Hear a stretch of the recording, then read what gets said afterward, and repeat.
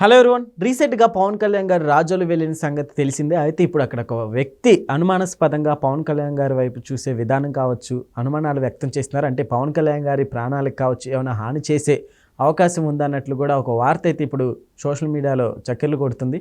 So ఇదే అంశం మీద విశ్లేషణ తీసుకునే ప్రయత్నం చేద్దాం. ప్రస్తుతం మనతో జర్నలిస్ట్ జగదేవ్ ఉన్నారు, వెల్కమ్ చెప్దాం. Hello sir. Hi Jagir. Yes sir, ఇప్పుడు పవన్ కళ్యాణ్ గారి ప్రాణాలకు ముప్పు ఉందంటూ ఒక వార్త అయితే సర్క్యులేట్ అవుతుంది ఫుల్గా, ఏం చెప్తారు? యాక్చువల్గా పవన్ కళ్యాణ్ గారికి ఈ విధమైన థ్రెట్ ఉంది అని ఎలక్షన్స్ ముందు కూడా కొన్ని వార్తలు వినిపించాయి. కాకపోతే దాని మీద జన సైనికులు ఘాటుగా స్పందించారు. అన్నకి ఏమైనా జరగాలంటే ముందు మమ్మల్ని దాటుకు రావాలి అని కూడా కొన్ని కామెంట్స్ చేశారు. చాలా ఇదిగా ఉన్నారు.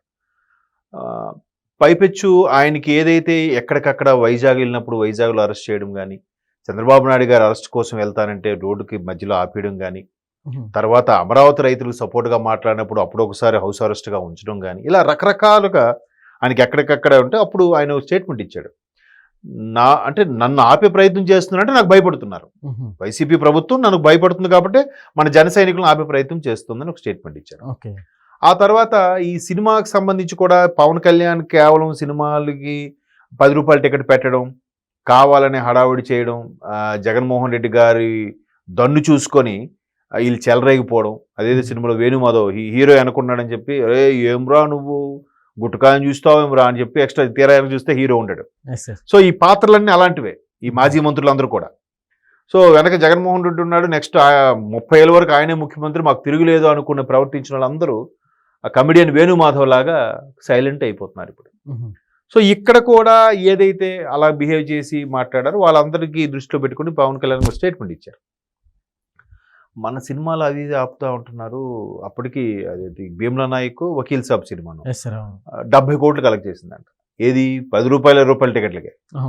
మామూలుగా అయితే ఇంకా ఏ పుష్ప రేంజ్ మించిపోయేదేమో, పుష్ప బాహుబలికి.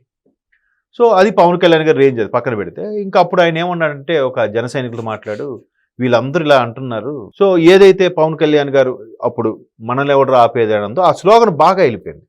వెళ్ళిపోవడం, ఆ తర్వాత అప్పుడు రాజమండ్రికి హైవే మీద కూడా ఏదో ఒక సభ ఏర్పాటు చేసినప్పుడు కూడా ఇలాగే ఆయనకు థ్రెట్ ఉందనడం. అయితే దీని మీద జన సైనికులతో పాటు mega power star Ram Charan కూడా ఘాటుగా స్పందించారు. బాబాయ్ పవన్ కళ్యాణ్ గారి మీద వస్తున్న వార్తల్లో ఏమాత్రం నిజం లేదు, ఒకవేళ అదేగా నిజమైతే ఎవరైనా ముందు నన్ను దాటుకుని వెళ్లాల్సిందే అని అన్నారు. అంటే అంత ఇష్టం బాబాయ్ అంటే రామ్ చరణ్ కూడా. అయితే అట్లాంటి రామ్ చరణ్ అన్న కూడా పవన్ కళ్యాణ్ గారికి చాలా ఇష్టం, అది చాలా సందర్భాల్లో ప్రూవ్ కూడా అయింది.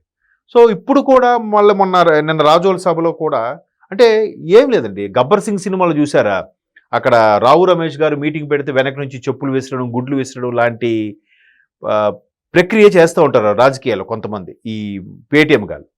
సో ఇక్కడ కూడా అలాగ ప్లాన్ చేసి ఉండొచ్చు బహుశా, ఆయన థ్రెటనింగ్ వరకు వెళ్ళదు. అలా ప్లాన్ చేసే వాళ్ళు ఎవరైతే ఆయన దగ్గరికి ఏం లేదు, ఇప్పుడు ఆయన వల్ల ఏం జరిగిపోదు, కాకపోతే కొంచెం గందరగోళం అవుతుంది కదా. ఆ గందరగోళాన్ని వెంటనే వాళ్ళ ఛానల్లో చెప్తారు, ఉప ముఖ్యమంత్రి పవన్ కళ్యాణ్ సభకి రసాబాసగా మారింది, కార్యకర్తలు కొట్టుకున్నారు, ఒకళ్ళ మీద ఒకళ్ళు దొర్లుకుంటూ వెళ్ళిపోయారు, ఏవో రాస్తారు. సార్ ఈ పర్సన్ కూడా వైసీపీ కార్యకర్త అన్నట్లు కూడా తెలుస్తుంది. అయితే నిన్న రాజోల్ సభలో కూడా ఆయన ఒక పవర్ఫుల్ స్టేట్మెంట్ ఇచ్చారు. ఏంటి పవర్ఫుల్ స్టేట్మెంటు, జగన్మోహన్ రెడ్డి గారు మళ్ళీ రప్ప అనుకొని కోర్టుకు వచ్చారు కదా మొన్న వాయిదా కోసం. వచ్చినప్పుడు గవర్నమెంట్ వచ్చి ఇంకా సంవత్సరం 6 నెలలు అంత అయింది, 4 నెలలు అయింది. ఈలోగే మళ్ళీ గవర్నమెంట్ వచ్చేస్తా నెల రోజులకే, రాదు కదా. రప్ప అని అంటే ఎందుకు పెట్టుకోవడం, ఎందుకు జనాలను సమీకరించుకోవడం? పోనీ తెలంగాణలో అంత క్రేజ్ ఉందా, తెలంగాణలో అంత ఇది ఉందా జనాలకి? లేదుగా. సో ఎంత క్రేజ్గా వచ్చే జనాలకి ఉంటే మీరు ఇక్కడెందుకు, అక్కడే గన్నవరం ఎయిర్పోర్ట్లో రసాబసగా తెచ్చుకోవచ్చు కదా, అక్కడెందుకు తెచ్చుకోలేకపోయారు? సో వీళ్ళందరూ పెయిడ్ ఆర్టిస్టులే. ఈ పెయిడ్ ఆర్టిస్టులు అందరూ వచ్చారు, బాగానే ఉంది. మరి అక్కడ నుంచి రప్ప నెక్స్ట్ గవర్నమెంట్ మాదంటే, నెక్స్ట్ గవర్నమెంట్ మీరు ఎలా చెప్తావు గవర్నమెంట్ ఇదని? మొన్న కూడా అలాగే చెప్పారు, అన్ని సర్వేలు మాకే చెప్తున్నాయి, కూటమికి వస్తాయని చెప్పిన సర్వేలన్నీ ట్రాష్, బోటకం, ఐపాక్ టీం మాకే చెప్పింది అని వాళ్ళ సొంత ఛానల్లో కూడా రసాబాసగా రాసేసుకున్నారు. ఏమైంది? తుస్సుమంది. అలాగే ఇప్పుడు మేము వస్తామంటే ఆ మాట మీద ఉప ముఖ్యమంత్రి పవన్ కళ్యాణ్ గారు ఏమైనా స్పందించారంటే, అసలు పవన్ కళ్యాణ్ అదే జగన్మోహన్ రెడ్డి గారు అండ్ టీము నెక్స్ట్ వస్తాము అని ఎలా అనగలుగుతున్నారు? ఏ ప్రాతిపదిక మీద చెప్తున్నారు? ఇప్పటికే నాయకులు కరువు. ఒక్కొక్కరు మొన్న గుంటూరు ఎమ్మెల్సీకి కానీ గోదావరి జిల్లా ఎమ్మెల్సీ కానీ అది పోటీ చేయడానికి నాయకుడే లేడు. Yes sir. ఇప్పుడు ఎవరు పోటీ చేస్తారు? ఎవరు ముందుకు వస్తారు? పోనీ గత 5 ఏళ్ళలో గవర్నమెంట్ ఉంది, మేము ఏదో 4 రాళ్ళు వెనకేసుకున్నామంటే అది లేదు. ఉన్న ఆస్తులను తగలబెట్టుకొని, ఉన్న ఆస్తులను అమ్ముకొని, ఉన్న ఆస్తులను తాకట్టు పెట్టుకొని మరి మొన్న పోటీ చేశారు 2024లో. దానికి బెస్ట్ ఎగ్జాంపుల్ రోజా గారు లాంటి వాళ్ళు చాలామంది ఉన్నారు. ఇంకొంతమంది మళ్ళా వైసీపీకి దూరం అవుతూ వ్యాపారాలు చేసుకుంటున్నారు. సో మళ్ళీ ఎలా వస్తాడు అంటూనే మళ్ళీ ఎలా వస్తారు? రానివ్వం అనేలా మాట్లాడాడు ఆయన. సో అలా మాట్లాడినప్పుడు ఖచ్చితంగా కాలుతుంది కదా. ఈయన ఒక స్టేట్మెంట్ ఇస్తే దాన్ని ఫ్యాన్స్ భయంకరంగా ట్రోల్స్ చేసుకుంటున్నారు. సో రాను అనేసరికి సానుభూతి పరులు ఒకడో ఇద్దరు ఉంటారు కదా, లేదంటే ఈ చిల్లర బ్యాచ్ పేటీఎం గాలు ఉంటారు కదా, వీళ్ళు దగ్గర నుంచి వెళ్ళి ఆయన మీద కోడిగుడ్డు విసురుదామని ఇంకేదో ప్రయత్నంతో దగ్గరగా డిప్యూటీ సీఎం ఉండే శిబిరం దగ్గర అక్కడ సంచరించాడట. ఏంటి మాట్లాడితే ఇలాగ వస్తున్నాడు అని చెప్పి పోలీసులు పట్టుకున్నారు. పట్టుకుని ఎందుకు ఎక్కడ తిరుగుతుంటే లేదు సభకు చూడడానికి వచ్చాను. ఎవడు ఏంటి నీ ఏ ఊరు జనరల్గా అడుగుతారు కదా, నీ ఆధార్ కార్డుది, నీ పేరేంటి, ఏ ఊరు అన్ని చూసేసరికి ఆ కార్యకర్త లిస్ట్ కొడితే వచ్చేస్తుంది కదా ఎవరిది ఏంటని చూసేసరికి అక్కడ అయ్యగారు వైసీపీ కార్యకర్త అని తేలిందంట. అంటే మేబీ అధిష్టానం వాడిని అలా పంపించి రసాభాస్ చేయమని చెప్పిందా, లేదా ఈయనే అత్యుత్సాహంతో వచ్చాడనేది తెలియదు. ఇక్కడ రాజోలు సభలో ఆయన మామూలుగా మాట్లాడుతూ ఒకవైపు జన సైనికులను పెంచుకునే కార్యక్రమంలో ఉన్నారు, మరోవైపు ప్రభుత్వ కార్యక్రమాలు కూడా హుషారుగా తిరుగుతున్న ప్రయత్నం ఉంటుండగా ఉప ముఖ్యమంత్రి పవన్ కళ్యాణ్ గారికి ఈ చాలా వరకు జనరల్గా మంచి బేస్ ఫాలోయింగ్ ఉన్న మాస్ హీరో ఆయన. దాని తగ్గట్టుగా మాస్ లీడర్గా కూడా అవతరించాడు.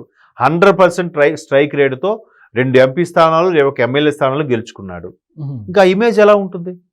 ప్రతిసారి కూడా ప్రధానమంత్రి మోదీ గారు పక్క సీట్లో ముఖ్యమంత్రి గారితో సమానంగా కూర్చొనే గౌరవం పొందుతున్నాడు కదా. సో ఇటువంటి నేపథ్యంలో పవన్ కళ్యాణ్ గారిని థ్రెటనింగ్ చేయాలంటే సామాన్యుడైనా ఆయన ఏమైనా మాట్లాడితే బెంగళూరు ప్యాలెస్కి పారిపోవడమో విదేశాలకు పారిపోవడం చేస్తున్నాడా? ఎక్కడే ఉంటాడు ఆయన. బెంగళూరు పిఠాపురంలో కూడా సొంతంగా ఒక ఇల్లు నిర్మించుకున్నాడు, ఒక పార్టీ ఆఫీస్ పెట్టుకున్నాడు. ఆ తర్వాత కదా అందరూ పిఠాపురం ఎమ్మెల్యే తాలూకా అని చాలామంది బైక్ వెనక కార్లు వెనక రాసుకున్నారు. అది పెద్ద వైరల్ అయింది అప్పట్లో.